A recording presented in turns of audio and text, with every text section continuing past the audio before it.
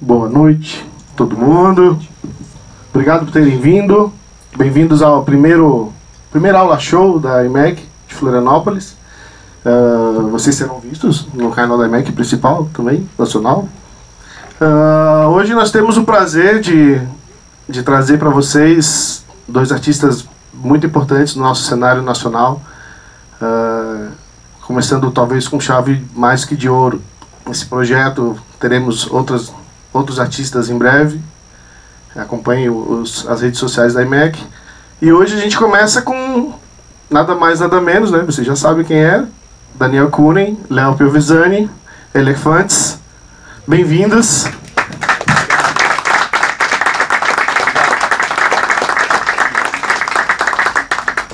Tá funcionando esse cara aqui? Tá funcionando também, Daniel. Oi, boa noite. Boa noite, galera. Pedi o mic porque eu tava meio resfriado. E aí eu achei que ia ficar gritando aqui, mas acho que a sala nem... né? Mas você acender outra luz aí pra ficar mais claro também? Que bom que a música tocou 3 vezes, aí vocês já pegaram o começo. Não, menos um tá melhor. É, mais escurinho. É porque Tá bom, tá bom. Não vai ter o talento. É verdade, fica escuro demais, né? Bom, a ideia de trazer o Elefantes aqui já é um namoro antigo, né? Eu vinha conversando há um tempo, mas óbvio, né? Eles têm uma agenda ocupada e normal, né? E vocês viram que, na verdade, quem veio tentar se inscrever quase perdeu, né? Foi 2 dias e encheu e muita gente ficou de fora. Então, Fico feliz, obrado, gente. É a prova que que bom. vocês têm um bom... Super. É legal isso. Curte o trabalho de vocês e durante as aulas também o She Knows faz parte do nosso material didático. Sério? As aulas de acapela, de mixar. Eu quero estudar essa música. Ouvimos muitas vezes a voz do Léo. Ela teve mais de 500 remixes. Aqui tá chegando, assim, vocês vão ouvir na semana que vem. O She Knows teve mais de 500 remixes que a gente ouviu por causa do concurso de remix do Beatport. Foi o recorde até o momento, né? Naquela época foi o recorde, o maior número de remixes. A gente ouviu quando a música é boa, quando a música é boa, sempre tem procura, né? Normalmente sempre foi assim no mercado da música. Um pouco de sorte também, né? Mas o trabalho é bom, e quando o trabalho é bom é normal que a gente tenha um feedback, né, disso. Bom, eu queria começar esse nosso bate-papo, assim, uma pegada mais descontraída mesmo. Vocês viram que a gente não vai fazer muitas firulas hoje, no dia de se perder muito tempo atrapalhando um pouquinho eles, parte musical. E a gente queria começar para vocês falando como é que vocês começaram a conceber o Elefantes, né? A gente já sabe que vocês lançaram o Wish em 2012. E como é que começou a ideia de vocês? De onde vem essa história de vocês dois, né? Do encontro de vocês?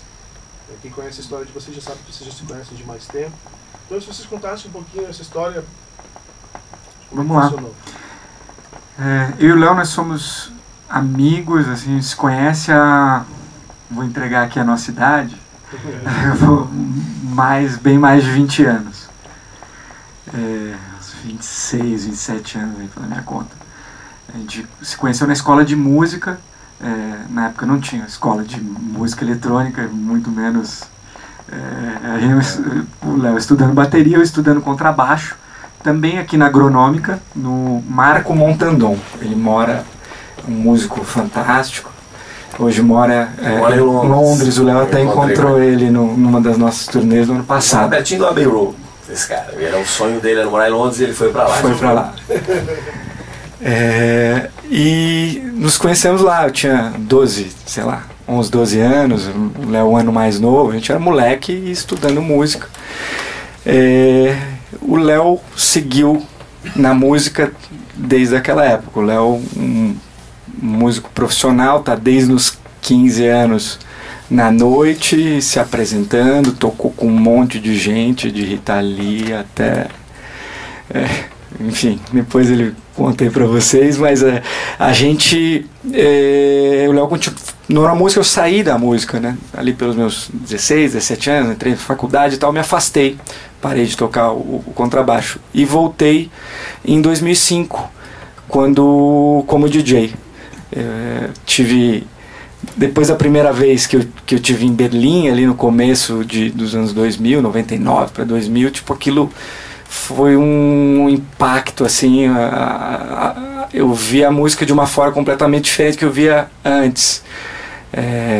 Cresci ouvindo Beatles, Led Zeppelin, enfim, tive essa bagagem do rock. Quando eu fui para Berlim a primeira vez, deu um impacto, assim, a música eletrônica entrou em mim naquele momento, assim. Só que não existia nada parecido aqui no Brasil, né?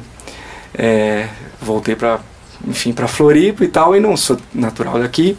E quando o Arung abriu em 2002, estou indo um pouquinho atrás, eu volto aqui para o Elefantes só para contextualizar como a gente chegou no Elefantes, essa mistura do nosso encontro lá atrás. Aí, quando abriu o Arung em 2002, comecei a frequentar o Arung, ia para Balneário todo fim de semana, e pô, tinha aquele, né, vi o DJ lá, nossa, é isso aqui, eu encontrei um lugar que é parecido com o que eu vivi lá em Berlim, me senti em casa ali naquela pista e me projetei, tinha um sonho de tocar lá. Comecei a tocar, aprendi com os amigos, enfim, lá também de Balneário, nos afters e tal.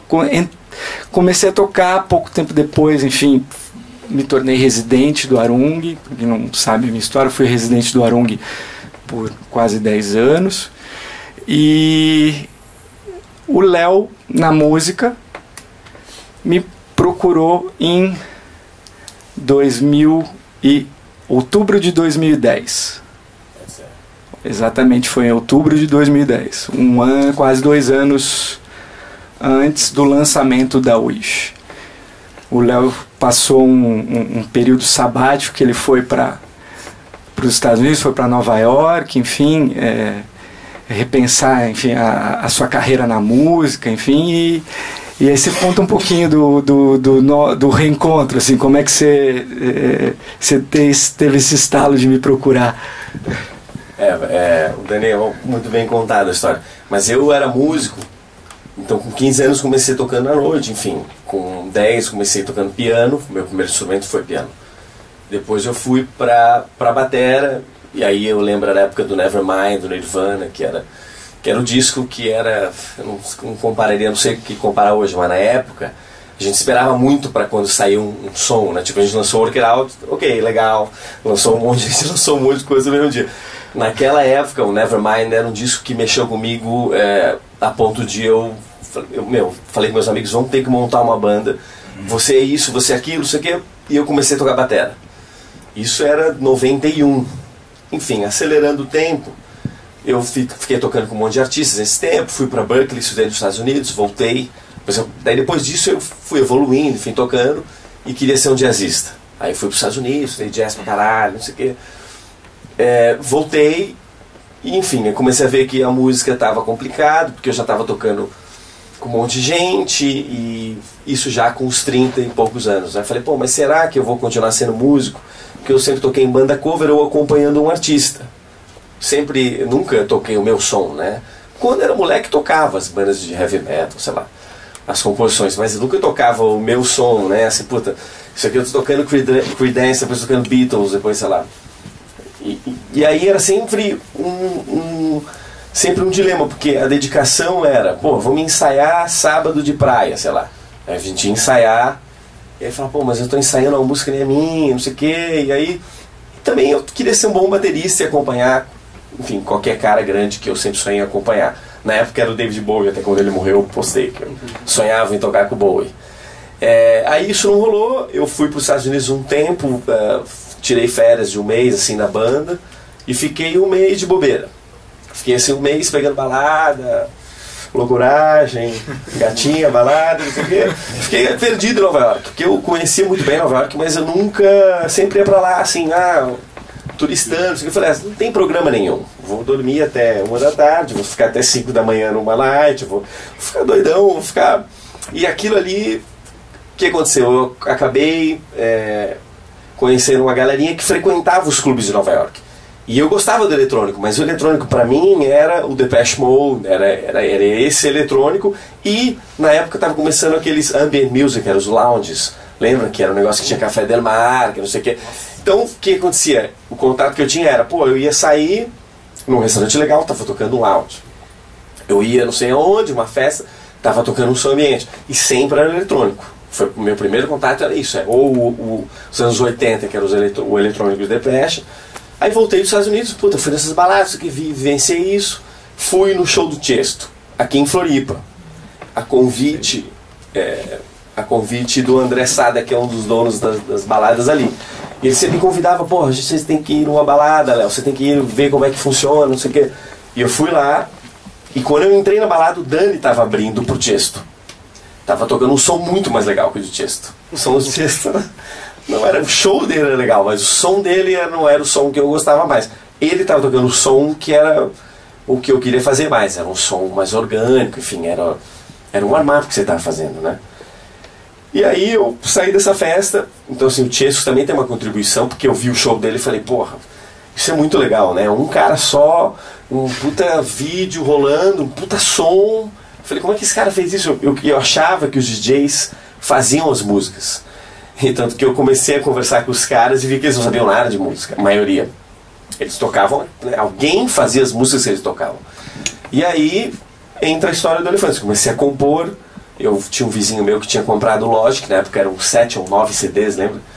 E aí ele me emprestou, ele falou, pô, Léo, só que eu sempre era o cara que tinha medo dessa tecnologia, porque eu era o músico, sempre alguém cuidava isso pra mim, né? Ia no estúdio, tipo aqui, Léo, toca aí, passa som aí, isso aqui. Gravava, eu gravei com muita gente, batera, né?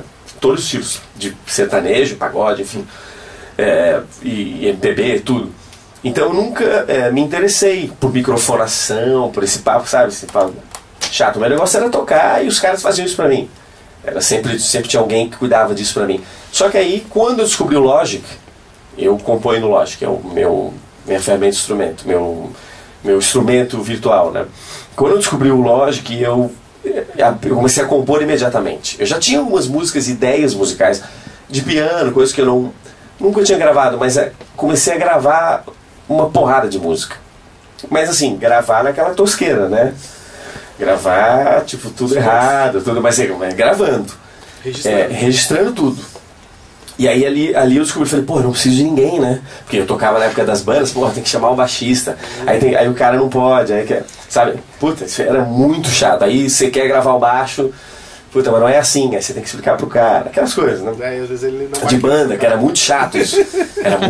Era legal, porque você tinha uma equipe, mas eu vinha de 20 anos tocando em banda, né? Então eu queria fazer sozinho as coisas.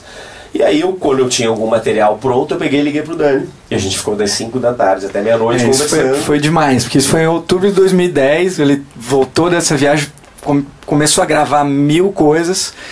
Daí, pô, eu tava morando em Balneário na época, tocou um telefone que eu não tinha, atendi. Ele, pô, Léo, né, quanto tempo, não se via, sei lá, fazia quase 10 anos, ela nem se encontrava.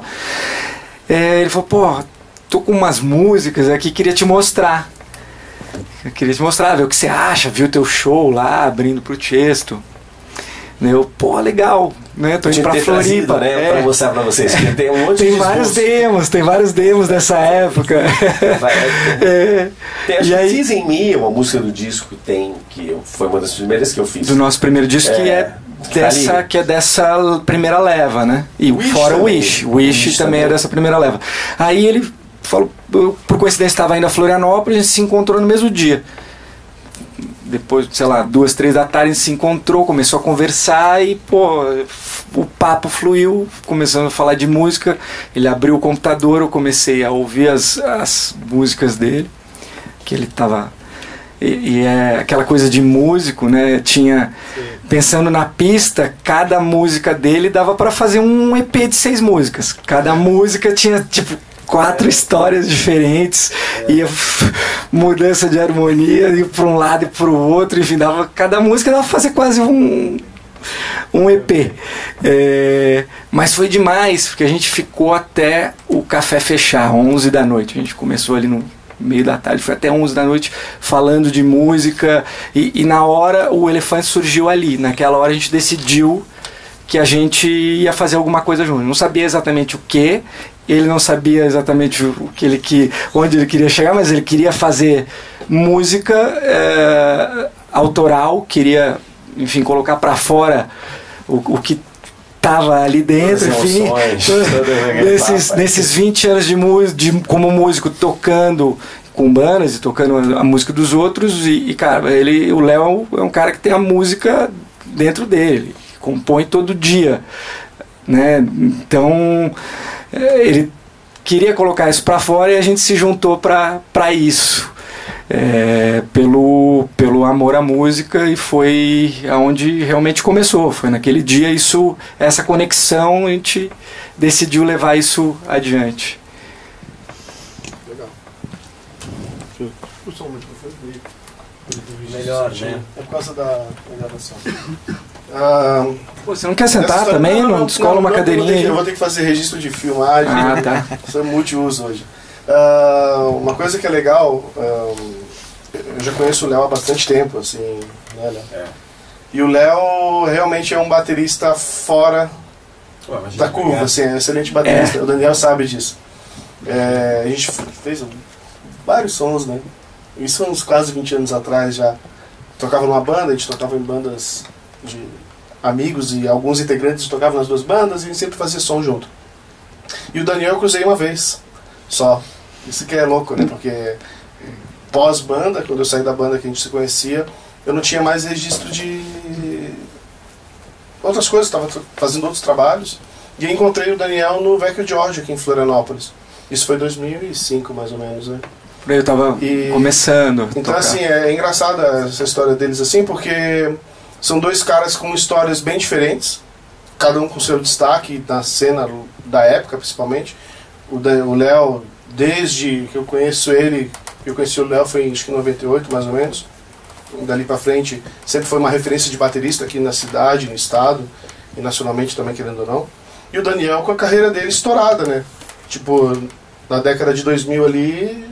E foi interessante isso de eles se conhecerem de tão antes, porque foi a fome com a vontade de comer, né? E isso é legal, porque esse nosso bate-papo de hoje tem um pouco disso de como conduzir esse trabalho, sabe? Tipo, eu ouvi eles falando, pô, a gente se reuniu, eu ouvi o dia inteiro, músicas, tipo, como é que isso como é que dessa parceria de uma reunião às vezes lança um trabalho com tanto sucesso, né? Então, assim, o que a gente tenta passar pra galera também aqui na IMEC, né? A necessidade de ter entendimento das coisas, né? O aprendizado e o teu feeling, querendo ou não, que ajudou muito a ajudar o Léo também a se expressar melhor.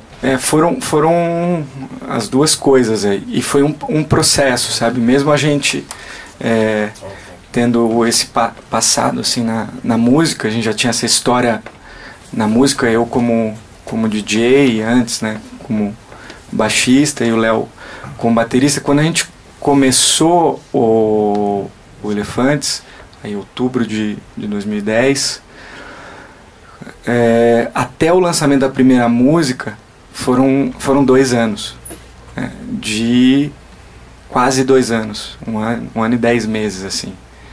Sendo que a Wish, a primeira música que nós lançamos em 2012, ela já estava entre aquelas que a gente ouviu ali no café. Era uma delas, de dezenas que ele já tinha, que ele estava compondo, e de várias outras que durante esse processo foram nascendo. É que é legal falar uma coisa, porque como eu era músico, mesmo que eu tenha ido nessas baladinhas que eu falei em Nova York, isso aqui, eu não era um cara que saía na balada, né? Eu tava igual hoje. O Léo conhecia zero de balada, isso é interessante.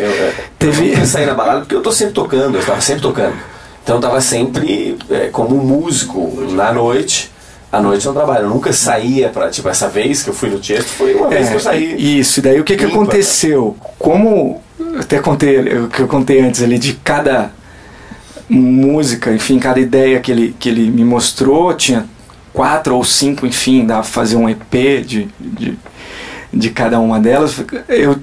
A gente foi uma troca, né? Léo, a gente tem que fazer o seguinte: você vai ter que entender um pouco do meu mundo pra gente começar essa história. Você vai ter que entender um pouco a linguagem da música eletrônica, é diferente da linguagem que você está acostumado, né? A repetição, sem eu lembro, não sei de onde eu tirei isso, mas eu falei para ele isso, que é a música eletrônica, é um pouco da arte da repetição sem você ser repetitivo, né? E como, para um meio difícil, assim, para um músico, porra, isso fica repetindo ali um loop, a música inteira, cara, isso não tem graça nenhuma. Mas você consegue fazer um transe, você consegue. Eu tive que levar ele na prática. Daí ele tirou também umas novas férias da banda. Eu falei, Léo, eu era residente do Arung na época, eu falei, vamos comigo pro Arung. Eu morava lá em Balneário, você vai pelo menos umas 4 ou 5 noites do verão. Ele foi comigo. Eu ia pro Arung, a gente começava a fazer o warm-up normalmente na pista principal, ligava o som ali 11 da noite, meia-noite, e até 2 e pouco, 3 da manhã, entregava para quem ia tocar depois. Aí o Hit Halting na época a gente viu, foi com Vila Lobos, Hit Halting, o Erna Catani, enfim, caras que eu admiro como DJs, como artistas de música eletrônica. E assim, cada vez que a gente foi eu levava ele pra pista, a gente ia pra pista, enfim, pra realmente entender essa linguagem, né, da música eletrônica, né, que as pessoas estão ali para dançar, enfim, é diferente o objetivo, né. Claro, o Arung é muito diferente de uma balada mais comercial, ou de um festival mais comercial, mas era o meu mundo na época, na música eletrônica. E foi por onde a gente começou. A base do Elefantes é de techno, né? Se for pegar assim, a raiz, apesar de Wish, é um deep house de verdade, né? Não um deep house que chamam hoje aí, mas saiu por um selo de techno. Ela saiu pela Compact alemã, que é o selo do Giborato, o selo que, né, a casa do Giborato na Alemanha, enfim, que é um selo de techno, talvez dos mais conceituados, históricos, enfim. Agora que você introduziu a história do Giborato, né, como que o Giborato apareceu, esse contato de vocês com ele, de chegar na gravadora, como que foi esse passo, como que prosseguiu isso? O Léo falou de sorte ali um pouco antes, e cara, em tudo tem também um pouco desse elemento, né? A gente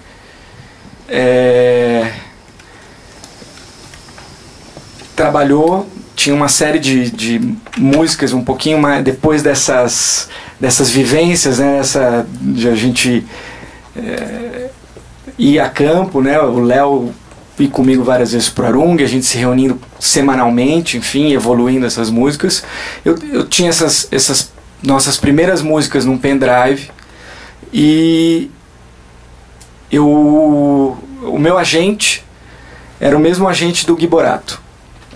Na época, acho que era Tree Plus ainda, que virou Plus Talent, virou Plus Network, eles mudam de nome aí o tempo inteiro, mas era Tree Plus, se eu não me engano. E eu fazia o warm-up do Giborato em alguns shows aqui no sul do Brasil. Como o Gui tem um som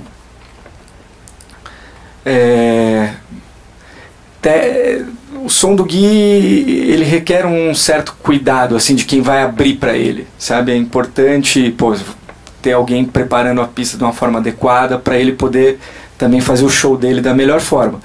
Então a gente, né, na época, tinha essa preocupação de botar um artista que fizesse um warm-up adequado. E eu era um deles, né? Tinha alguns artistas na agência.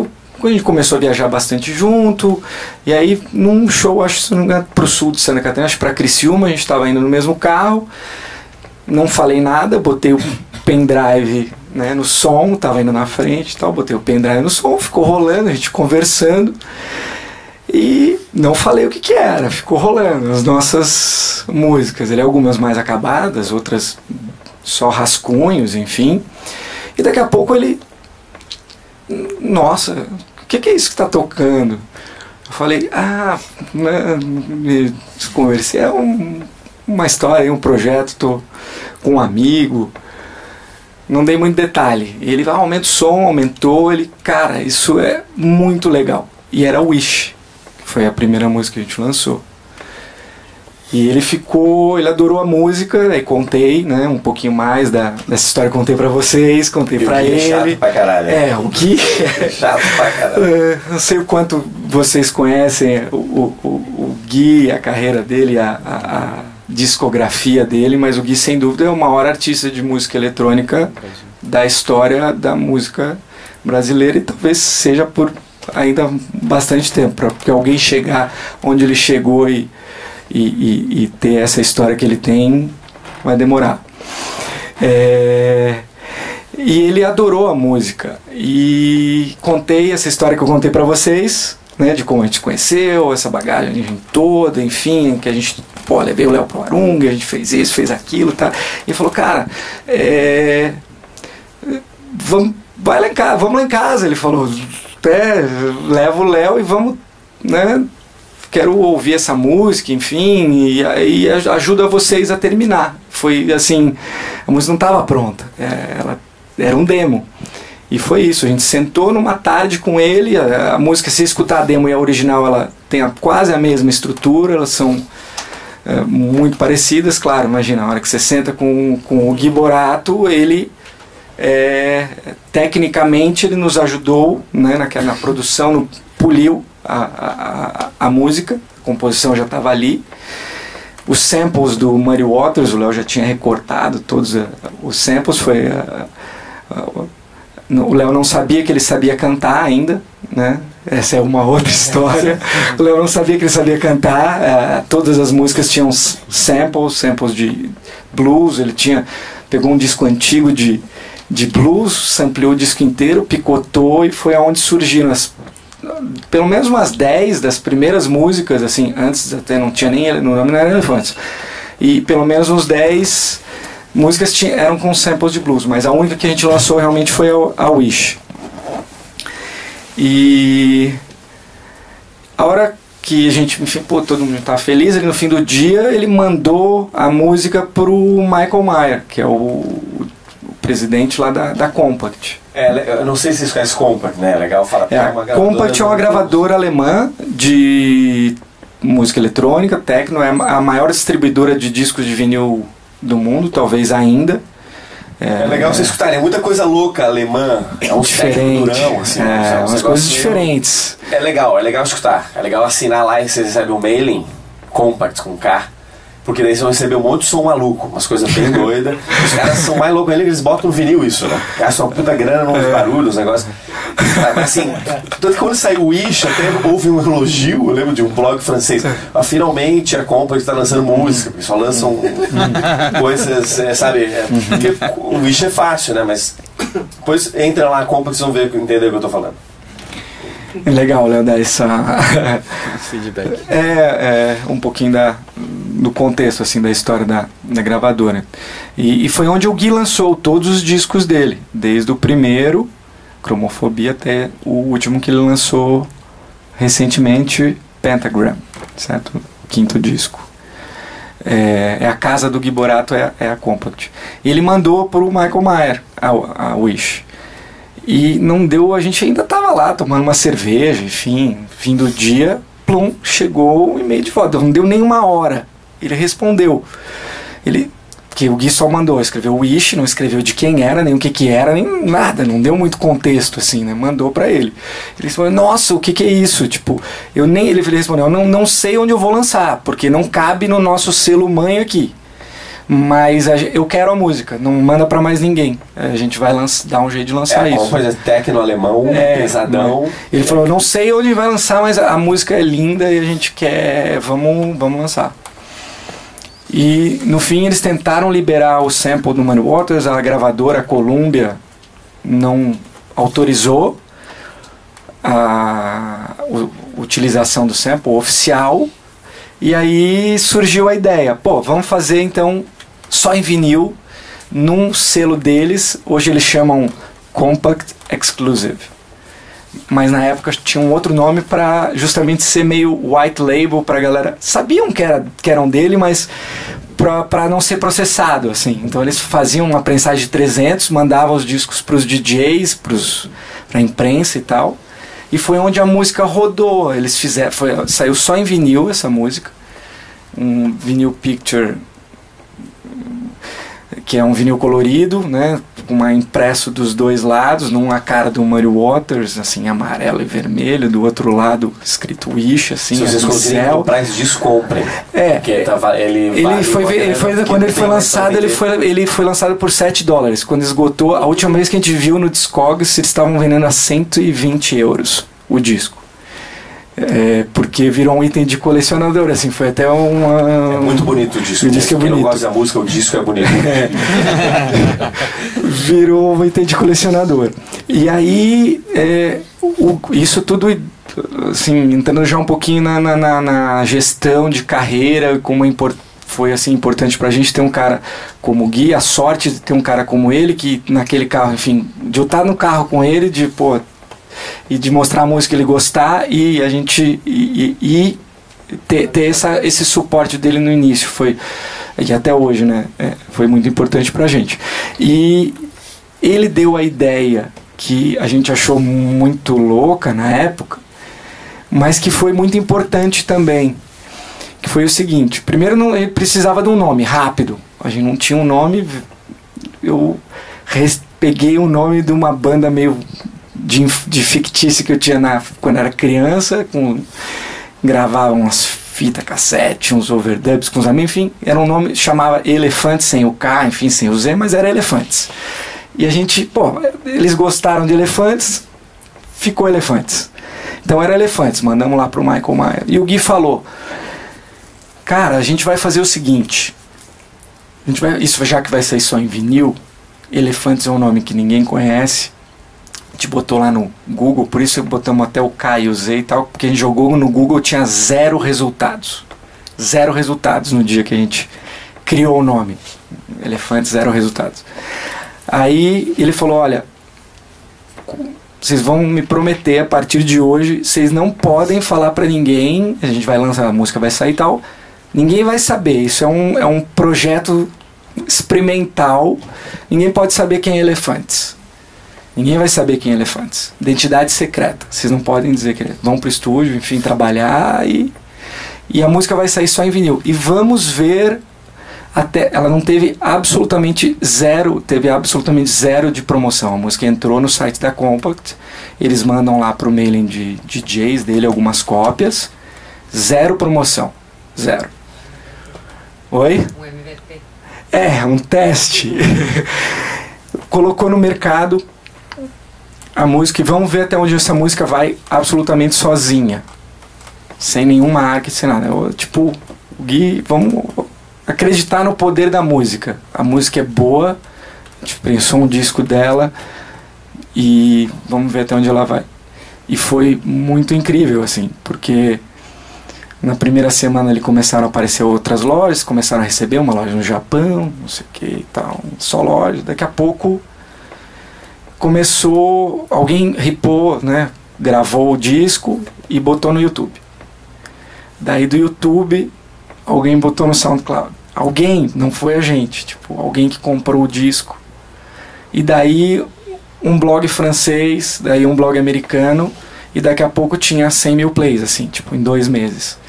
E a coisa foi ganhando corpo, e daí daqui a pouco tava o Seth Troxler, tava tocando, um outro cara tocando, e a galera começou a achar que era o Gui Borato.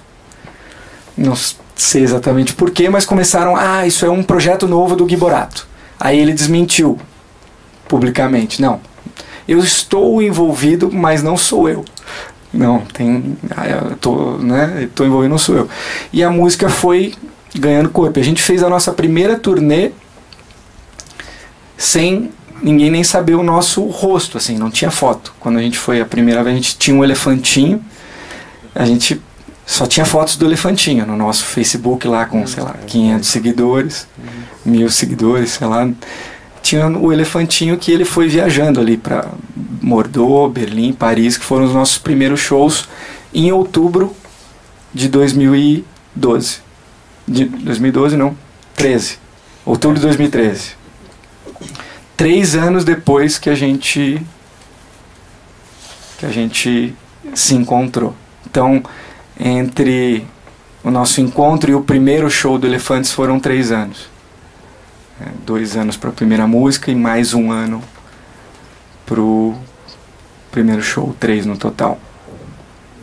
Chega de falar da história do Elefante. Vamos lá. Já deu um contexto. Uma coisa que é legal de vocês verem no trabalho deles é que as músicas são diferentes. Não são parecidas com nada que vocês ouvem normalmente. Work It Out, por exemplo, você espera, dentro da história que você já tem, ela é, não digamos assim, nada a ver com o que as pessoas pretendem esperar, né? É a música mais diferente do E o legal é, às vezes a gente fala isso na aula de produção, de que a gente está né, a música eletrônica ela ganhou realmente uma dimensão astronômica, absurda, e obviamente muitas pessoas entram nesse mercado esperando o sucesso imediato. E o que vocês acabaram de falar agora é uma coisa que é construída, é uma história de que precisou de um tempo, um amadurecimento, uma conversa de vocês dois. Isso foi... a gente estava em busca do som do Elefantes. Isso foi uma coisa... Claro, quando a gente começou, e o Léo está ainda aprendendo, mexendo lógica, assim, bem no início, foi importante a gente fez estudos de casa, por exemplo, o baixo do Solomon, como é que ele faz esse baixo, por exemplo, a bateria dessa música aqui, como é que esse cara tirou esse som aqui, tentar fazer parecido, isso fez parte do processo, mas encontrar o som do Elefantes, pegar a minha história, assim, o meu gosto, as minhas experiências, enfim, as minhas referências, a história dele, as referências dele e a inspiração dele, jogar isso num liquidificador, bater, e o que saiu aí foi o som do Elefantes. A gente, claro que a gente tem muita inspiração e todo artista tem inspiração, mas inspiração é uma coisa, né? E tipo, a cópia, ou enfim, todo mundo produzir um tipo igual de som é outra, né? Isso que você acabou de falar é bem interessante, porque a gente está num mercado, principalmente o nacional, onde a maioria dos novos talentos, ou que pretendem ser os novos talentos, tem muita a pretensão de fazer o que já está acontecendo. A gente tem alguns estilos que estão mandando bastante no mercado, é normal, né? E as pessoas querem copiar. É a cultura da cópia. E a gente conversa bastante, isso em todas as IMAX, todos os professores e a galera toda sempre conversa isso, de que é importante você ter sua identidade. Porque você tendo sua identidade é a forma de você ser o som do amanhã.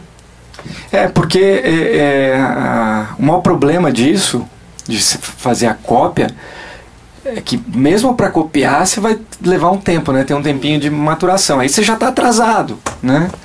Quando você dominou ali, enfim, chegou, às vezes o mercado virou, ou o gosto muda, você já está atrasado, né? Esse é um problema, né? As pessoas acham que é um atalho, mas às vezes na verdade o que ele é só como vocês mesmos fizeram. Foi um processo de estudo, vocês usaram isso como um aprendizado, de tentar estudar como é que eram os casos de cada artista que vocês gostavam, para aprender a sonoridade, e partiram para o caminho de vocês. Muitas vezes o que o pessoal tenta fazer é exatamente, por exemplo, viu o Work It Out, lançou. Eu preciso fazer uma música com a mesma cara de Work It Out. Então, tem o tempo que vocês amadureceram ela e a sonoridade dela. Então, é como você falou, é o tempo de atraso. Tipo, como é que vai fazer a sonoridade dela? Você vai ter que desenvolver tudo isso. E aí ele vai lançar daqui a, 3 meses, 4 meses. E o Work It Out é super conhecido, dizendo, uma cópia. Então, isso acontece bastante, né? E partindo um pouco mais desse lado de utilização. Como que vocês conseguiram chegar nessa sonoridade? Mais especificamente, foram buscando samples, conhecendo equipamentos, softwares? Como que foi esse caminho? Como que é esse processo de vocês de conhecer ferramentas novas, recursos novos? O que vocês, se quiserem dizer o que vocês usam, alguma coisa específica, mas como é que é esse caminho de vocês de entendimento das ferramentas e transformar os sons nas músicas que vocês compõem, enfim?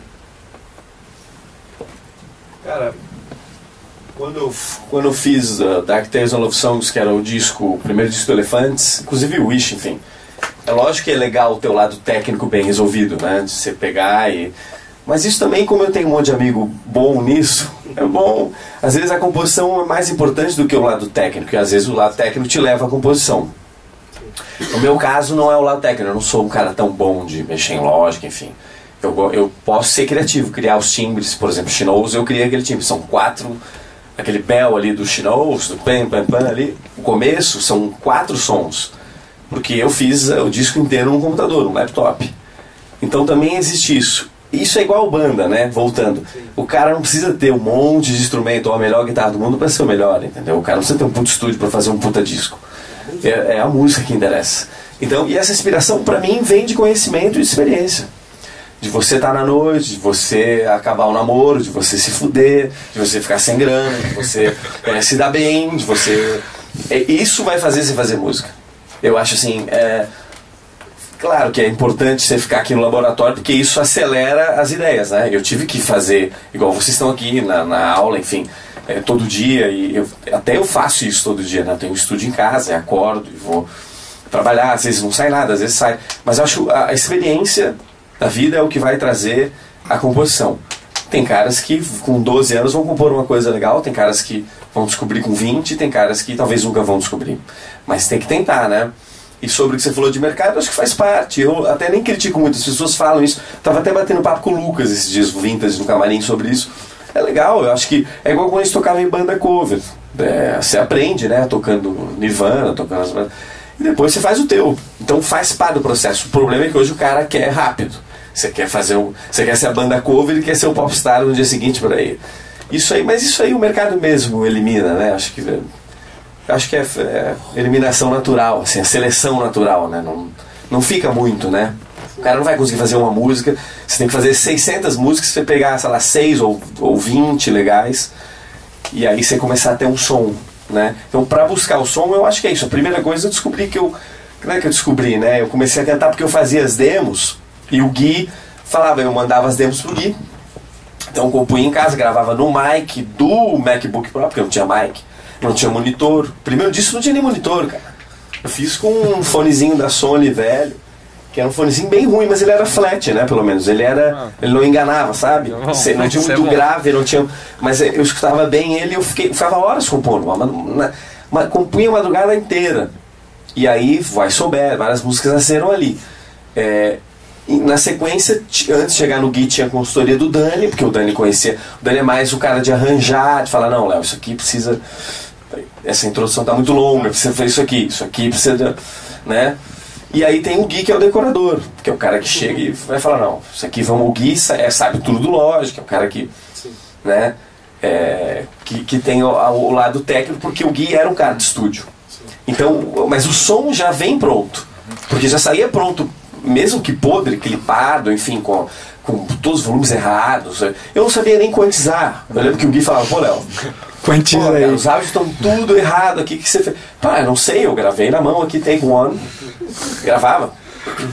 Não, e não gravava nem MIDI, gravava em áudio ali. As primeiras músicas do Dark Tales, o que tá no grid é porque o Gui botou no grid a hora que a gente tava na mixagem. Mas trabalho, né? Pegar as coisas, arrastar, recortar, ele vai, porra, Léo. Aí depois ele me ensinou, não. Então, isso também, né? Eu aprendi muito, porque tive a sorte de ter o Gui também, Gui Borato, do lado, já fez 2 discos juntos, então, porra, as manhas, assim, eu aprendo, né? Aprendi. Hoje o meu som já chega muito mais pronto do que quando era o primeiro disco. Pra quem não sabe, o Gui é, desde aquele da Wish, é o terceiro Elefantes. a gente é sócio, né? Virou sócio. Exatamente. Mas o Gui que botou pilha pra eu cantar, era isso que era só pra finalizar. Falando do som. Outra pergunta que eu falei. O Gui, porque assim, eu fazia as demos e eu cantava, né? Mas uma vozinha bem... Eu mixava, tipo, lá no fundo, assim, tipo, a voz... Aí botava no assim, a voz ficava... Não, isso aqui é só uma ideia, só pra você entender a melodia, sabe? Ó, é mais ou menos assim, eu tô procurando um cara pra cantar. Eu falava pra ele, não, tô procurando um cara pra cantar, porque...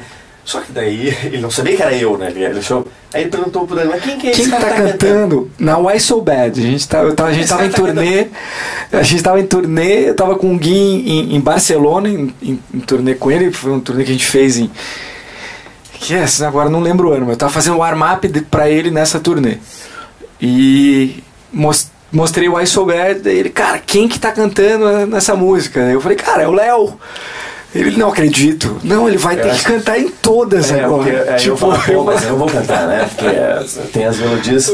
Enfim, e aí foi legal porque eu saí da bateria, eu ficava escondido atrás de uma bateria, né? Isso pro músico é igual um DJ. Não sei quem, um monte aqui deve ser DJ. É igual você ficar aqui atrás, é fácil, né?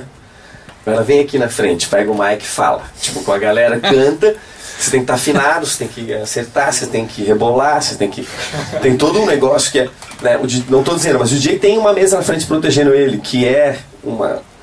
Te ajuda, é mais fácil. Você ser um baterista é igual, é mais fácil ser baterista do que você...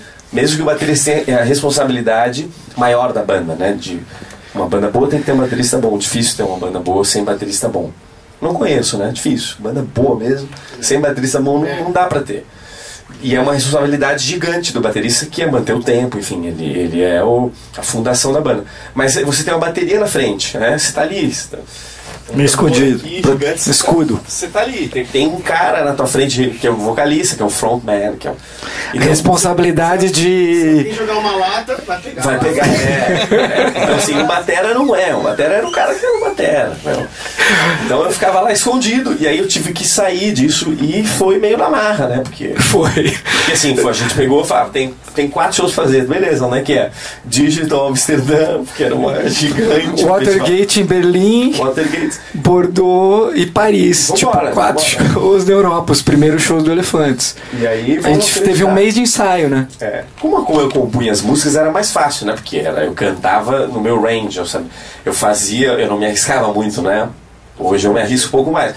Mas eu não me arriscava tanto. Eu fazia backings em banda, então eu conhecia um pouco meus limites, mas era sempre o backing que era mal feito, que era também o mic lá longe, fingia que tava cantando, não tava. Né? Até hoje eu recebi um áudio de alguém, DJ, falando, não, mas o Léo faz playback, não sei o quê. Até hoje eu escuto essas coisas, né? Tudo bem. Né? Acontece. Mas o Gui foi legal por isso, porque o Gui, ele é músico, ele não é DJ, então eu me identifiquei com ele, a gente se identificou musicalmente. É um cara que é um cara de estúdio, ele tinha um estúdio dentro do Mosh, que é um estúdio famoso de São Paulo, tinha uma sala lá, era o cara que... Ele era de estúdio, e depois ele foi pro eletrônico, descobriu o som dele, vamos dizer assim. Ele é guitarrista, o instrumento dele é guitarra. E aí a gente... O Gui é um outro exemplo, que ele construiu o som dele até virar o Gui Borato. Foram, 20 anos. Entre ele entrar na música e ter banda e trabalhar em estúdio e acontecer o primeiro disco, o primeiro single, né, Arquipélago, como Gui Borato, e depois o primeiro álbum dele e ele estourar com Beautiful Life. Cara, foi... eu não lembro não sei exatamente quantos anos o Gui tinha, mas ele tinha uns 30 e... 30, por aí, cara, foi 15, 20 anos na música, sabe, pra virar o Gui Borato, pra existir o Gui Borato. Então é muito do que o Léo falou ali antes também, de prática, né? Já li muito, já tenho amigos, enfim, que escrevem e escrevem, enfim, livros, artigos, enfim, ou que compõem música, que fazem música, que uma das técnicas de você melhorar e, enfim, escrever a sua obra-prima ou fazer uma grande música é você escrever ou compor todos os dias, estando afim ou não, saindo algo bom ou não. É a prática, sabe? a pegar o computador, o papel e a caneta, ou o instrumento e todo dia, tem dia que vai sair nada, tem dia que vai ser uma merda, tem dia que vai estar... E hoje em dia tinha uns samples, né? Quando eu comecei, como o Dani é um cara tecnológico que eu não sou, eu não sabia que tinha... Quer ver um exemplo? Recentemente, os caras falaram assim, não, Léo, porque vocês têm que ter o drop, não sei o quê, porque tem que ter o drop, tem que... Eu comecei a fazer o drop, né? Só que daí eu não sabia que os drops eram prontos, eu fazia os drops. Pegava um white noise, fazia uma automação, fazia parava, fazia fade in, fade out, fazia... Pô, eu cheguei no estúdio, ele tava lá tipo uma semana pra fazer o... Não, Léo, tem eu falei, pronto cara, isso, cara. não vou perder tempo com isso. Não, tem pronto um pacote aqui, ó, tá aqui. Tipo, então, eu sempre aprendi na mão, fazer as coisas na mão. Vamos fazer o drop, então como é que é? O white noise, com automação, com bell, pitch, com não sei o que, filtro, né, um sign filtrado, enfim, você construir isso aí, vai, cara, isso aí é um projeto, tá? Pra fazer um som daquele ali, isso é legal, botar isso pra fazer isso. Fazer cada um seu drop. A gente faz isso na produção antes de si. Porra, isso aqui eu não sabia. E aí o Dani falou, não, vamos baixar isso aí, né? Pô. Então, né? Sempre teve esse... Sobre o Léo falou que eu sou de tecnologia e ele não, assim, eu sou meio nerd mesmo, eu gosto, sempre gostei, já trabalhei com isso antes e o Léo é um cara totalmente analógico. O primeiro smartphone dele foi esse que ele tem hoje, que foi um iPhone 6, né? Há 2 anos atrás. Há 2 anos atrás o Léo tinha um Nokia daqueles com lanterna de traficante, sabe? Aqueles que jogam fora. Não que ele seja traficante, aqueles que do Breaking Bad, que eles, enfim, era o telefone dele. Se queria falar com ele, tinha que ligar, sabe? Então ele já tá evoluindo. E até da questão, voltando lá, você perguntou, o Léo falou da construção dos sons, dos timbres, né? Do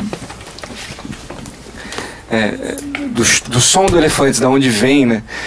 Até por o Léo ser um cara analógico, né, de um músico mais tradicional, os timbres, os sons do Elefantes, normalmente eles começam com um instrumento de verdade. Então tem ali um timbre de guitarra, começa limpinha, e aí ele adora os efeitos. Para Sound Toys a gente usa muito. Se for falar de uma ferramenta bacana de efeitos, não sei quem... Sound Toys. É um... Vocês têm que ter isso. Isso é incrível. 400 pilas, $400, mas dá pra piratear.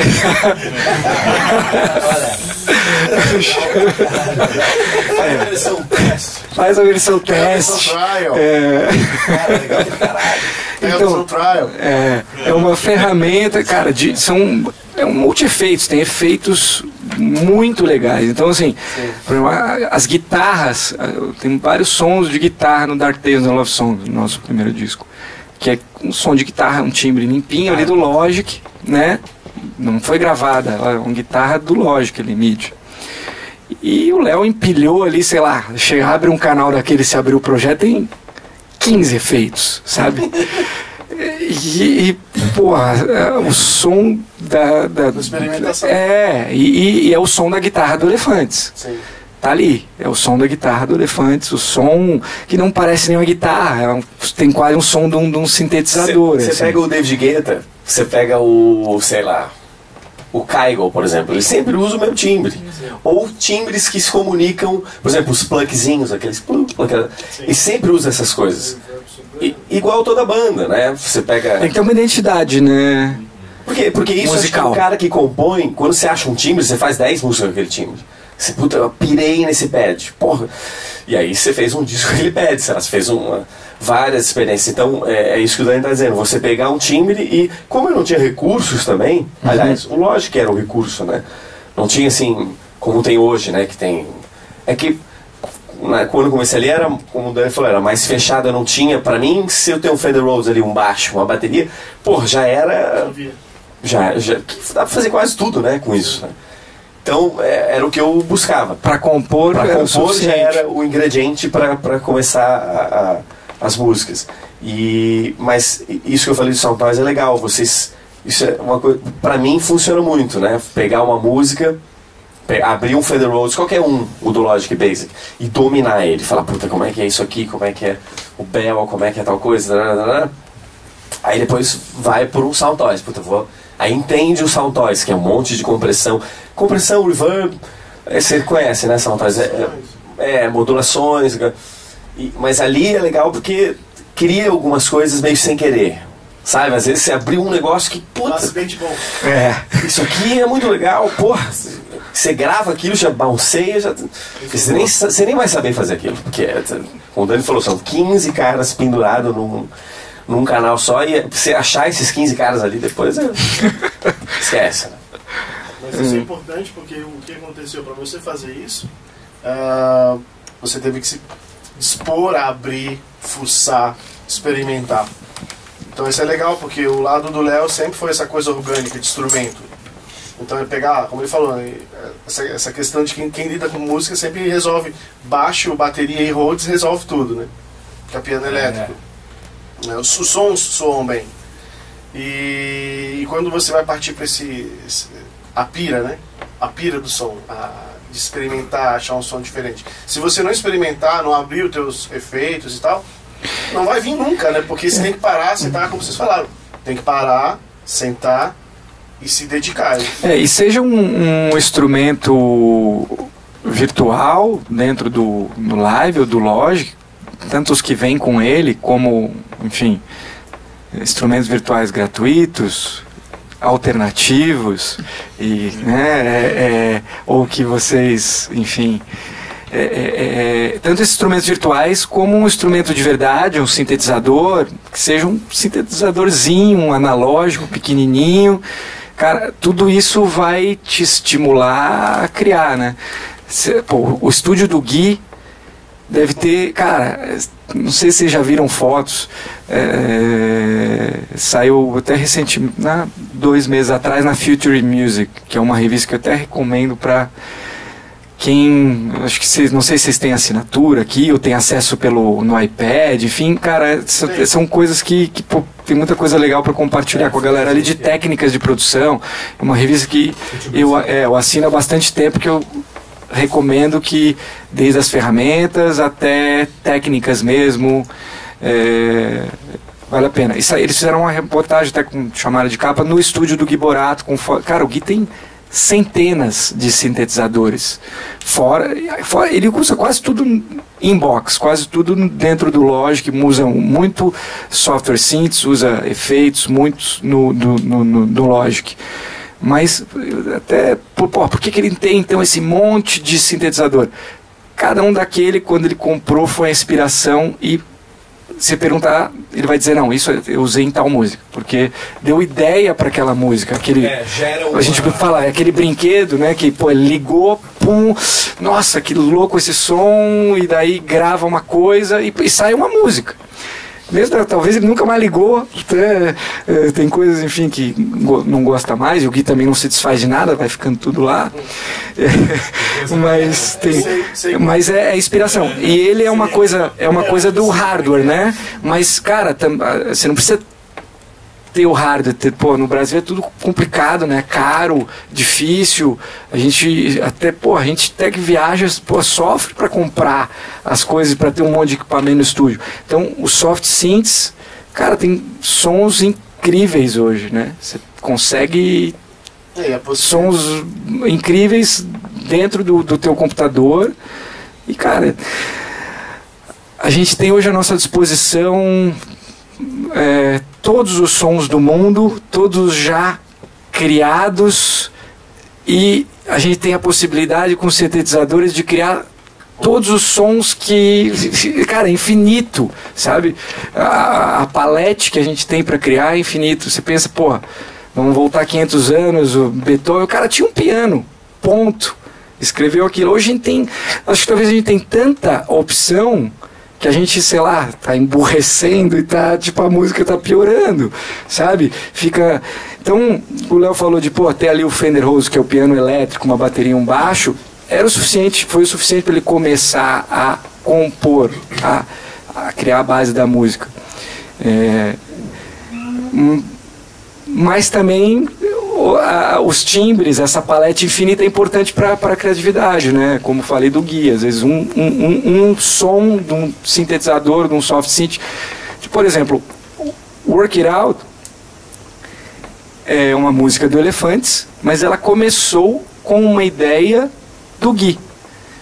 Ele gravou esse plim num sintetizador dele lá na fazenda, na casa de campo dele. Tem um sintetizador, um Novation lá, que ele estava pegando poeira, ele levou para lá, ligou, gravou aquele plim e a Work It Out, o Léo fez a melodia em cima, a letra, enfim, mas a música surgiu dessa ideia do Gui, de um sintetizador que estava pegando poeira lá, que ele levou para um Novation.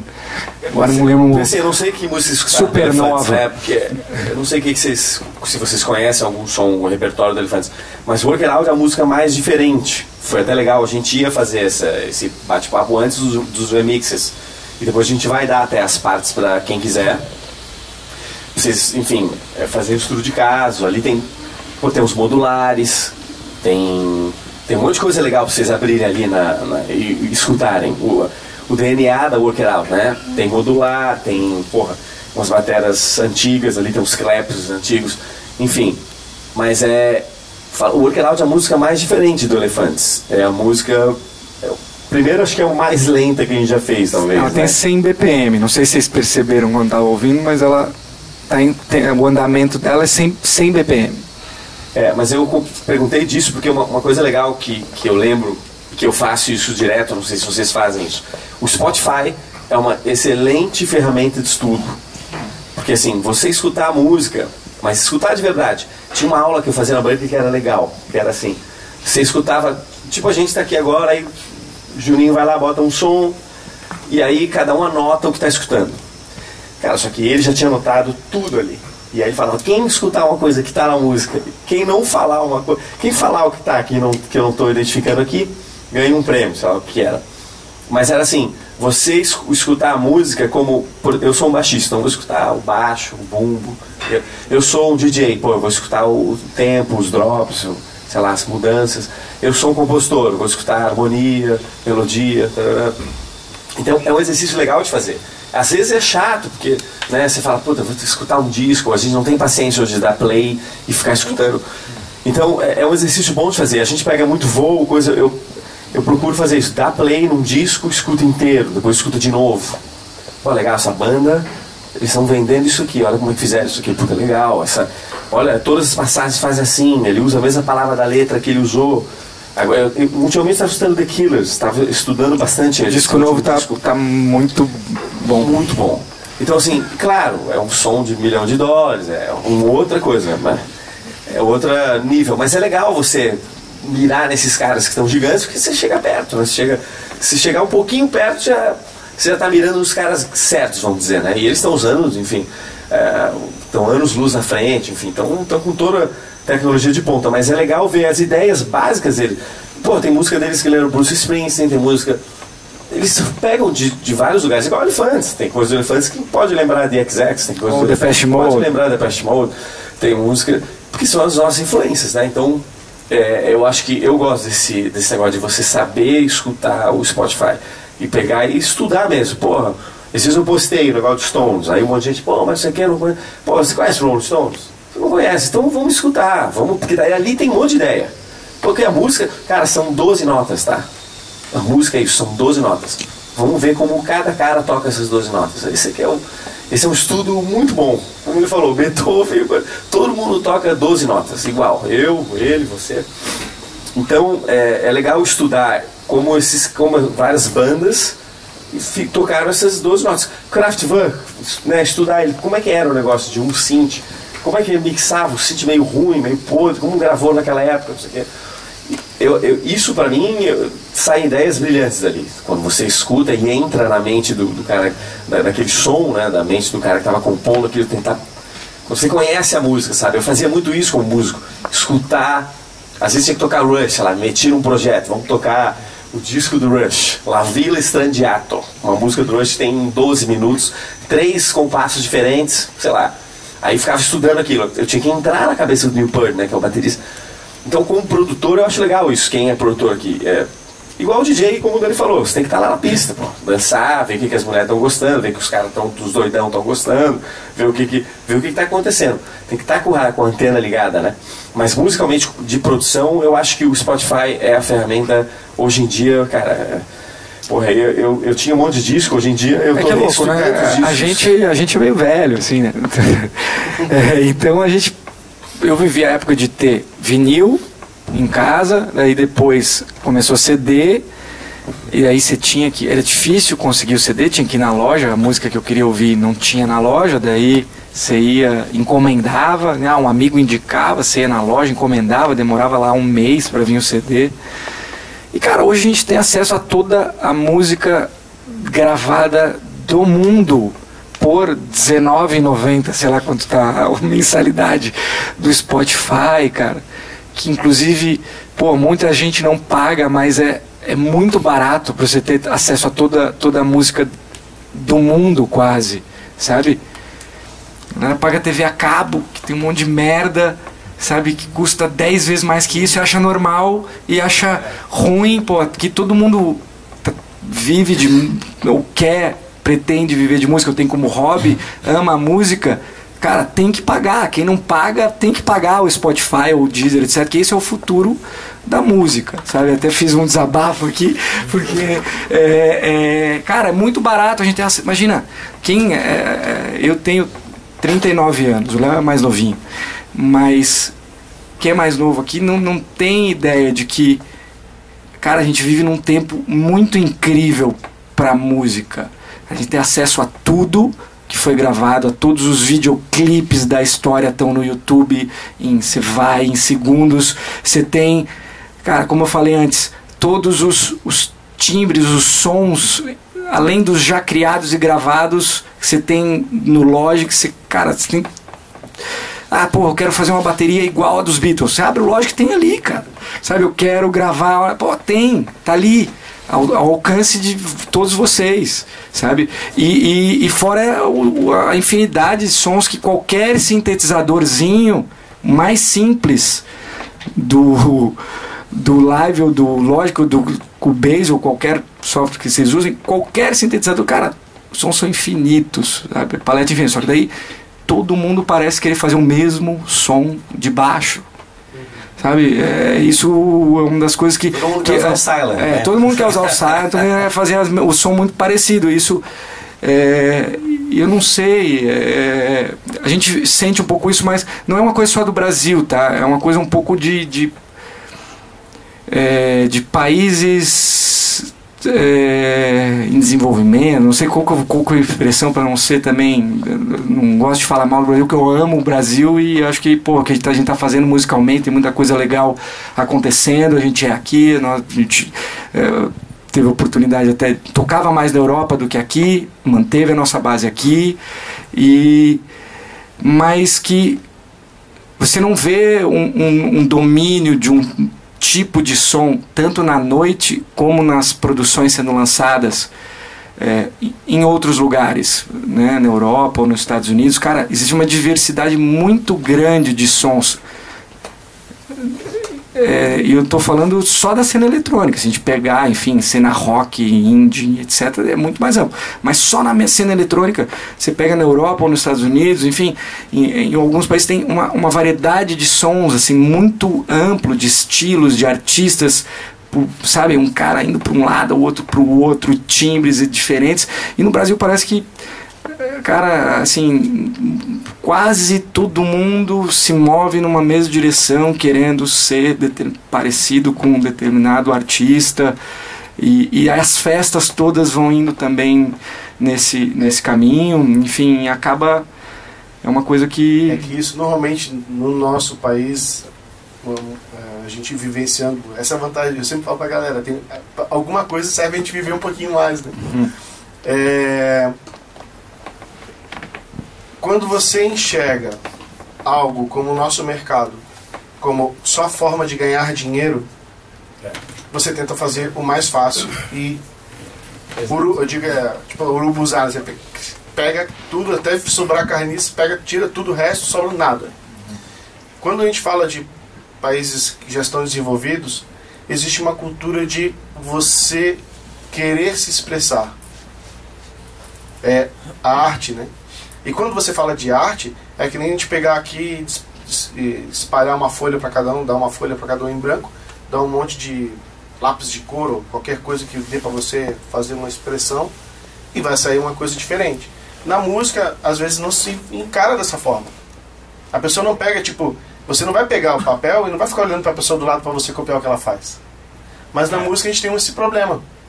E é muito engraçado isso, porque a gente vivencia, a gente vem também de banda, eu tenho vivência de banda e DJ, e a gente vê isso, que a galera tenta copiar.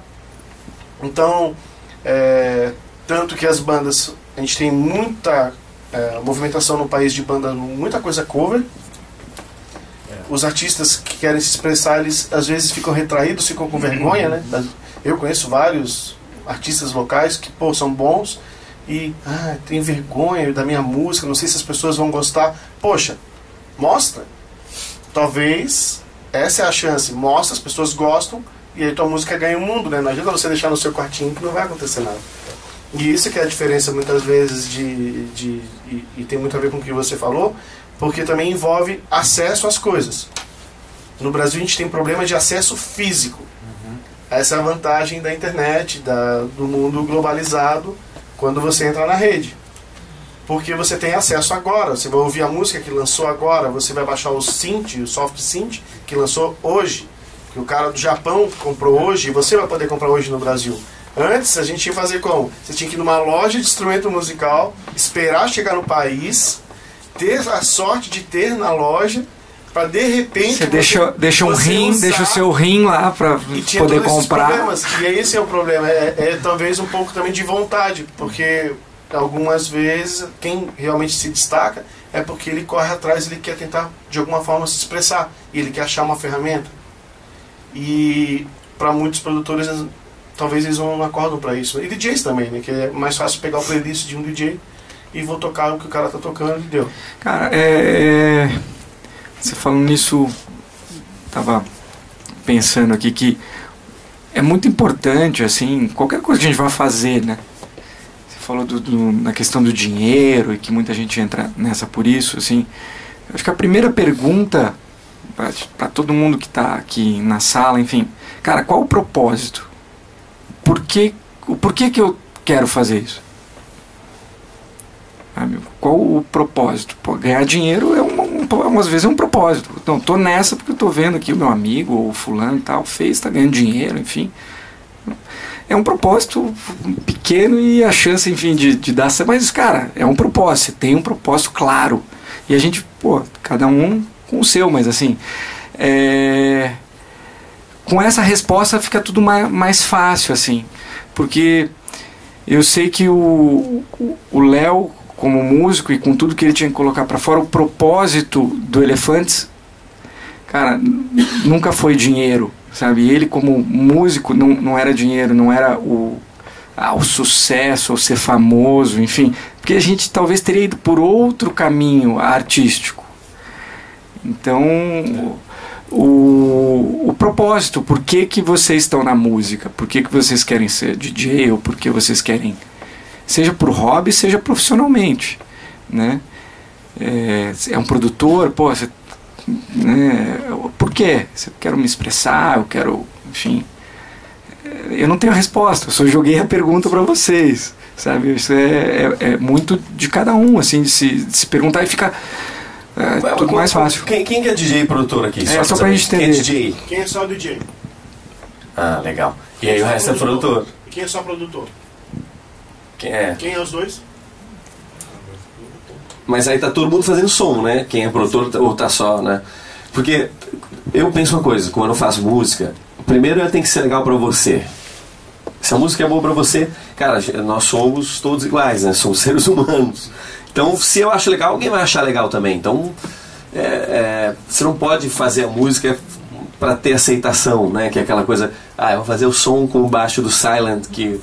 sei lá, que a molecada tá usando, porque tá todo mundo usando. Então, quando acontece isso, você vai muito previsível e ninguém vai dar muita bola, talvez. Talvez se você fizer um som que você acha estranho, mas você gosta, isso é legal. Mas para fazer isso também tem que ter a vivência e tem que É legal você escutar outros estilos. Eu sempre falei, pô, tem tanta ideia boa de outros estilos musicais que funcionam no eletrônico, que aliás o eletrônico pega daí. Vários. Harmonia, mudança de... Às vezes até harmonia, pensando bem friamente, você pode roubar uma harmona, sei lá, dos Stones e fazer uma outra música. Você não precisa nem estudar a harmonia, só você copiar a harmonia de uma música que você gosta. Pô, essa música é legal, né? Tem uma harmonia, mi, lá, não sei o quê. Você pode fazer a sequência harmônica e botar outra melodia e outra música. Então, isso é legal. Todo mundo faz isso, cara. O Djavan rouba música, rouba ideias musicais de música erudita. Eu já vi vários caras dando depoimentos falando da inspiração de onde vem, né? Então, mas eu adoro escutar as músicas. Então, todo mundo que faz som pode mandar para o Elefantes. Eu escuto todas. Esses dias eu recebi um pendrive do Gibi, né? Do menino Gibi. Bem legal o som dele, mas ele ainda não achou o som dele, mas assim, bem feito, tocando pra caramba, puta som. Mas é um som igual que estão fazendo, mas muito, muito bem feito, e ele tem, sei lá, 17 anos, 18 anos. Ele é bem sei novinho. lá. E esse moleque vai arrebentar daqui a pouco, mas ele tá em busca de som, né? O importante é como o Dani falou, tá todo dia fazendo e compondo, enfim. Eu acho que a gente podia falar mais com a galera, né? Porque, assim, alguém tem alguma pergunta? vamos perguntando, meu. Vamos conversando. Vai legal. Por acaso vocês seguiram alguma tendência, viram que o mercado de música eletrônica estava crescendo e vocês decidiram ir para esse caminho? Não, acho que não era nenhuma tendência, não. Eu acho que na época eu vi uma oportunidade de live, porque a gente tinha, o Dani tinha o conhecimento da pista e eu a performance, de tocar. Então eu vi essa oportunidade, e na época não tinha muita gente fazendo música. Eu me lembro do primeiro, quando saiu Elefantes, era nós, o Alok. Quem mais tinha? Que tava a gente competia até. De música Elefantes, Alok, autoral, assim, no Brasil era pouca gente. era Elefantes, assim, Alok, o pessoal do EDM, que era o F-Tampa, que tinha o Marcelo Sick, enfim, no primeiro RMC que concorreu lá a melhor música, foi isso, não tinha muito. Não tinha assim, então eu vi uma oportunidade, falei, porra, porque fazer um live não é fácil. Tanto que não tem, né? Você tem pouquíssimos lives. Porque ainda mais autorais, que toca sua música própria. A gente só toca as composições do Elefante. Não era tendência, não. Tanto que o som no começo a gente era mais patinho feio ainda, porque era o EDM, né? A época, quando a gente começou... A gente abriu pro Martin Garrix, cara. Fins de 2013 ali, 2014 foi o auge do EDM. E a gente veio com... O nosso som era o oposto total. Era zero tendência. Era o oposto total disso. Então, não foi por isso. E eu era residente do Arung, então... o som, o primeiro disco, ele tem dois lados, né? Tanto que chama Dark Tales and Love Songs. Um lado Dark Tales é um pouco mais techno, mais pista, um pouco mais obscuro, mais dark. E o outro, Love Songs, é o que tem a She Knows, Digging on You. São músicas com uma estrutura um pouco mais de pop, ainda quase pra pista. A Digging on You é a mais pista do disco, assim. Mas não era tendência nenhuma, não, cara. Eu acho que eu nunca penso. Tanto que eu não penso. Cara, eu tô fazendo uma música 130 BPMs agora há pouco. Eu nem sei, tipo, eu falei, será que vou usar 130? Eu falei, vou, porque o tempo ninguém nem vai saber que tempo é. Quando eu tocar na pista... Vocês perceberam que Work It Out era tão lenta assim? 100 BPM? Ela não dá pra ver assim. Quando sair os remixes, depois você escuta os remixes que a galera fez. Tem um que seguiu o tempo original. Um deles. Que é do Secret, que é os meninos da Anitta. Todos os outros aceleraram ela. O do Vintage eu acho que tá em 123. Tem... Todo mundo ali tá 120. 120, os outros, o Vintage... apertou um pouquinho mais, tá? Acelerou um pouquinho mais, tá? Em 123. Mas não tinha tendência nenhuma respondendo.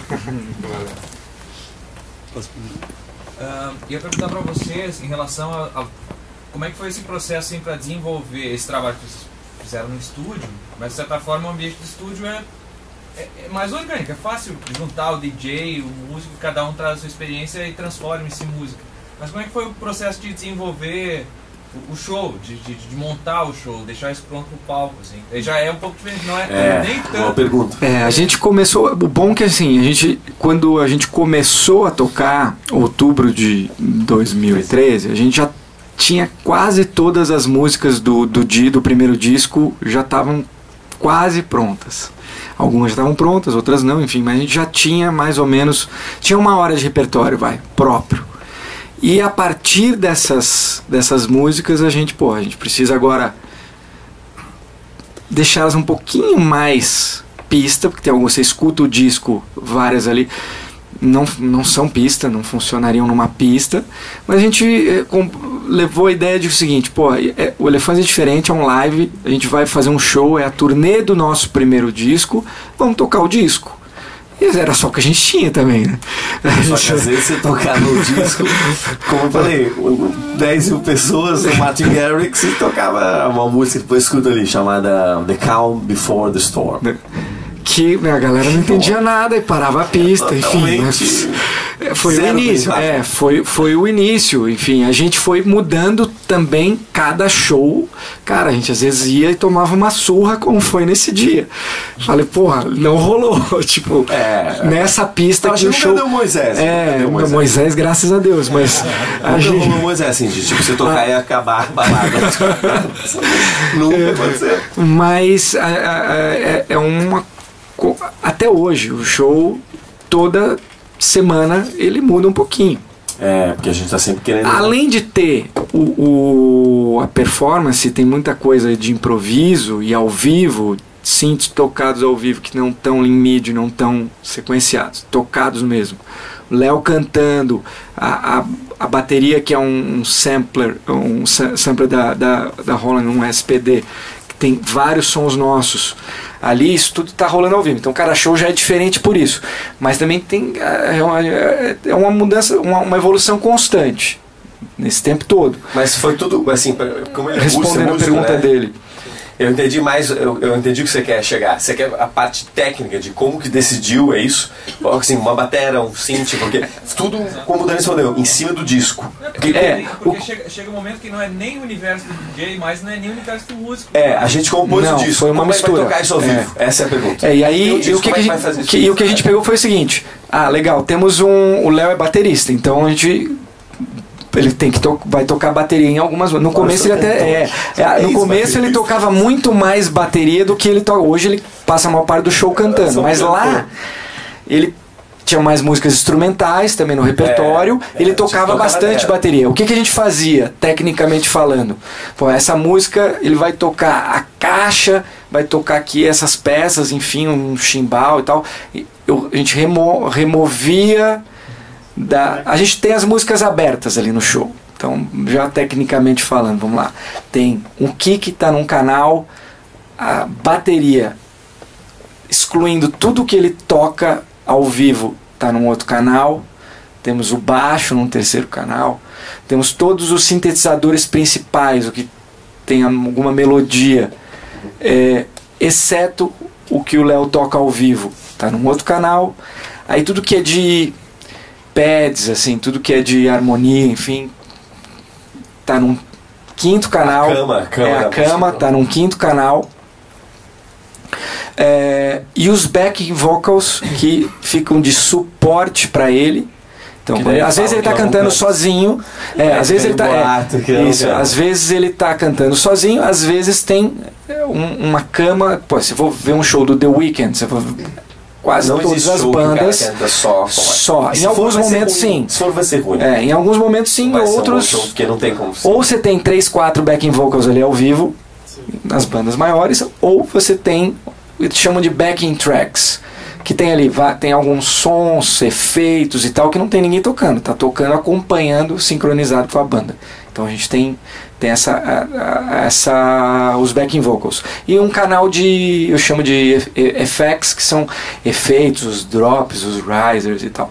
E isso eu tenho aberto, eu tenho o controle desses volumes, eu tenho N efeitos para cada canal desse. Então a gente consegue, as músicas, em vez de um DJ toca uma música ali no CDJ, né, a gente chama LR, né, uma música estéreo, dá play na música inteira.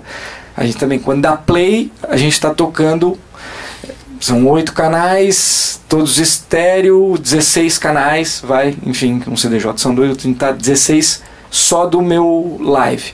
Aí a gente tem um mixer, onde entra a bateria, entra o microfone, entra os 2 sintetizadores, entra um chimbal acústico com remote, hi-hat, que ele fica mais alto, assim. Mas isso foi tudo feito pro disco naquela época. Isso hoje, como o Dani falou, foi evoluindo e sempre está evoluindo. Hoje até mais, porque como as pessoas prestam atenção na gente, na época ninguém prestava muita atenção, né? Então hoje, que as pessoas querem, já sabe, o Elefante, o que vai ter, o que não vai ter. A gente está sempre mudando. O set hoje, por exemplo, você não pode tocar, às vezes a gente toca uma música de 8 minutos, hoje num show, no mercado que a gente está, tá complicado, a gente pode tocar, mas toca lá no final, às vezes um techno de 9 minutos, uma coisa. Mas o set, quando vocês forem no show, vocês vão ver, é tudo meio mixado, meio... as mixagens estão bem mais... As mixagens são mais rápidas. Também bem mais rápidas do que... E também diferente o set que a gente tem feito no Brasil hoje do set que a gente faz na Europa ou fora do Brasil. Também é um show diferente. É um show diferente, Próximo. Eu ia perguntar, vocês citaram The Killers, que é uma banda que eu acompanho e trabalho há muitos anos, é a minha banda favorita. Legal. E eu acompanhando assim desde o primeiro álbum deles, o último foi o único que eu não acompanhei muito. Eu vejo assim que eu consigo ver o The Killers em todos os álbuns, mas eles flutuam, assim, os trabalhos deles, eu sei que é o The Killers, mas eles mudam muito. E quando tu comentou sobre a época que vocês iniciaram o projeto, uma das primeiras coisas que eu pensei, o que estourava naquele tempo, que o trabalho de vocês é um pouco diferente ainda do que toca hoje, talvez. Hoje eu acho que naquele tempo era muito EDM, hoje eu acho que o Brazilian Beast bem isso. Mas, não, eu entendi a pergunta. A gente mudou um pouco, porque a gente estava, por exemplo, o Dani falou uma coisa que é verdade, a raiz do Elefantes é techno, e até hoje porque nesse disco tem 2 músicas ali, ou 3, 2 ou 3 são techno, né? Those Girls, o próximo disco do Elefantes fazendo, que a gente terminou agora. Nesse disco ele está bem mais pop. Então, comparando com o The Killers, o primeiro The Killers era meio punk rock, assim, aquele meio rock britânico, né? Tanto que eu achei que eles, eu não sabia que eles eram de Vegas, eu achei que eles eram de Londres. Fizeram mais sucesso na Inglaterra. Eles eram assim, porque eu não gosto dessa fase, eu gosto da fase moderninha. Sim. Mais 80s, assim, mais são mais anos indie 80, que é a fase que eles estão agora. Mas o Elefantes ficou mais pop do que eu, mas ainda manteve o techno. Mas é o segundo disco, a gente não tem ainda, eu acho que o Killers tem 8 discos. Tem 7, 8. Então a gente ainda está desenhando isso, né? A gente está começando a carreira perto. O que vocês pensam para o futuro e da cena nacional? Como é que vocês enxergam? Eu quero fazer um disco techno. Eu já conversei com o Dani, eu queria fazer um technão foda, assim, talvez, não sei. Fazer um techno sério, que eu cante uma música, que pague as contas, e aí depois a gente vai fazer eu queria fazer um show techno um dia, assim, bem conceitual. Mas para isso, não sei se é o 3º disco ou o 4º, talvez você precisa... Let it flow. Precisa rolar isso aí, né? Eu tenho um monte de música esquisita gravada que eu gostaria de lançar, mas eu não sei se isso cabe no Elefantes. Às vezes não cabe. Às vezes é até legal lançar com outro cara. Tipo você. Tem som aqui, termina aí, vamos lançar com o teu nome. Pô, a gente assina junto. Né? Sim. Lá no fundo, no quesito da teoria musical e composição, assim, eu sei que tem no IMEC, né, tipo lá em Campinas, é curso de teoria musical. Confere? Sim, tem em todas, na verdade, só precisa abrir turma. Aqui também. Então, a minha dúvida é justamente, tipo, recomendações, né, por exemplo, com livros, ou até mesmo com cursos lá fora, né, nesse quesito para compor músicas para música eletrônica. Entendi. Eu acho assim, que como eu falei das 12 notas ali, né? Tudo meio igual. Você pega uma música do Guetta que tem alguma coisa, eu tô falando aqui, eu não tô usando um exemplo que eu não sei, mas sei lá, qualquer trance às vezes tem coisas de rock progressivo ou qualquer... existem progressões, né? Então você estudar, entender o círculo das quintas, enfim, você entender como funciona a harmonia e a melodia, como que elas andam junto de qualquer música, seja 3 acordes, 3 pé de galinha mesmo, né? Que a música eletrônica também tem isso, você pode montar várias camadas, né? Então às vezes um acorde fica um de 2 dedos, outro de 2 dedos num pé, de outro de... o baixo fazendo. Então, o software, o jeito que grava hoje é legal, diferente se fosse uma banda, né, você teria que bater os acordes inteiros. Mas na prática teórica, no lado não prático, mas no teórico, eu estudaria a teoria básica de música. Escolhe um instrumento. Eu recomendo o piano. Uhum. Porque você entende a harmonia linear, né? E o piano ele te dá o lance, se você estiver tocando bem, pega o controlador daquele ali, você toca o que você quiser, Fender Rhodes, baixo, você grava tudo ali, você vai mais rápido, mais longe. Uma guitarra é legal para a ideia de compor, porque às vezes uma música fica boa no violão, ela fica cara, boa em tudo, né? Pô, legal fazer aula como a gente fez quando era moleque, mas naquela época não tinha YouTube, né? Hoje em dia você consegue aprender o que você quiser no YouTube. Você quer fazer um foguete, cara, bem pesquisadinho, você aprende a fazer. Então, música, especialmente a teoria básica. Teoria básica, pegar um piano e entender dó. O que é dó? Ah, dó é um tom, um semitom de dó sustenido. Então, dó maior, a terça, quinta. Se você entender isso aí, cara, só entender tônica, terça e quinta, você já faz altos sons, que é muito basic. Se você entender isso nas 12 notas, tá feito. Eu acho que é o que eu faria, né? Tanto que eu não sei muito teoria musical. Eu estudei muito, mas eu era um cara muito prático. Eu gostava de tocar. Então eu sempre tirava música de ouvido. Não era um cara de ler muito partitura. Eu apanhava um pouco. Até hoje eu nem sei muito. Mas eu me virava o ouvido, treinava o ouvido. Mas pelo menos eu entendo o basics, assim, de harmonia e melodia, eu entendo. Tanto que eu também quero voltar a estudar. E eu estava até estudando guitarra para poder ter outros ingredientes na hora de compor, né? Falar, música de guitarra é diferente de compor aqui. E é legal. Então eu estudaria um instrumento que eu começaria por piano, que é muito completo.